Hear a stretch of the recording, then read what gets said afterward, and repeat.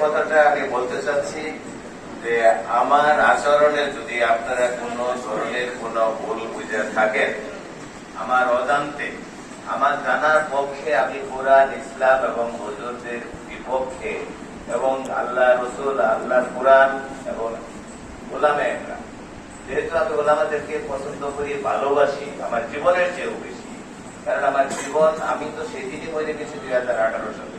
এখন আমার গুনাহ, আমার হুজুরেরও গুনাহ নাই, কারণ ওনার আর আমার আর পৃথিবীতে আর কিছু নাই, আমরা নতুন জীবন আমরা ফেরত পাইছি। ওনাকে যখন চোখ হাত পা বেঁধে নির্জন জায়গাতে, আমি যতটুকু আমার সাথে কথা হয়েছে যে প্রায় 4-5 ঘন্টা ড্রাইভ করে যখন একটা নির্জন স্থানে নিয়ে যায়, বলা হয়েছে যে এই এখনই গুলিটা করবে, গুলি করে ওনারা মেরে ফেলবে।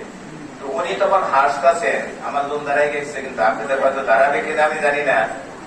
উনি যখন গুলিটা করবে এই টাইমে একটা ফোন গেছে, উনি আল্লাহর কাছে চলে গেছে যে আমি আমার আল্লাহর কাছে চলে যাচ্ছি। তাই কথা বললো না, আমি আমার আল্লাহর কাছে চলে যাচ্ছি।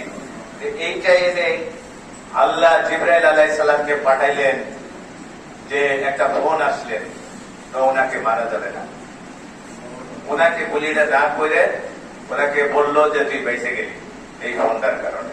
আসলে কিন্তু বাঁচাইলেন আল্লাহ, কোন মানুষ না।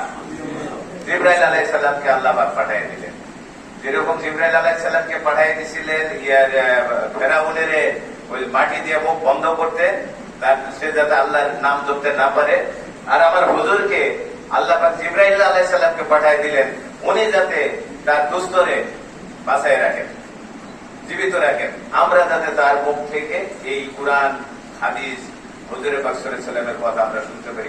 উনি যদি সেদিন মারা যায়, ওনার শাগির্দ আমি হইতে পারতাম না, ওনার এই আমলগুলি আমি করতে পারতাম না, ওনার কাছ থেকে যে শিক্ষা আমি নিয়েছি, আমি যদি আপনাদের সাথে বক্তব্য দিতে যাই, আমার ঘন্টার পর ঘন্টা আমি কোরআন নিয়ে, হুজুরের কথা নিয়ে আমি আলোচনা করতে পারবো।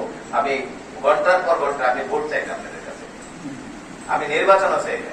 আমি চাই ইসলাম, হুজুর যেটা বললো, হুজুরের কথার বাইরে আমি একচুল পরিমাণও নড়বো না, নড়বো না। কারণ কোরআন, হাদিস এবং হুজুরে পাক সাল্লাল্লাহু আলাইহি ওয়াসাল্লাম, এনাদের বাইরে আমি একচুল, আমি এবং আমার মেয়ে, আমার পরিবার একচুল পরিমাণও যাব না। আপনারা জানেন আমি ব্যবসার আগে, আমি যখন রাজনীতি করছি, রাজনীতির আগে যখন আমি পাক্কা ব্যবসায়ী ছিলাম, আমি কোনো মানে হারাম রোজগার করি না, কোন চাঁদাবাজি করি না, কোন জুলুম করি না, কোন অন্যায় করি না। এখন আমার নামে বেনামে কেউ যদি আপনাদেরকে কোন প্রভাকাণ্ড করে থাকে, মিথ্যা প্রভাকাণ্ড করে থাকে, হুজুরের সূরা হুজুরাতের আয়াত বলছে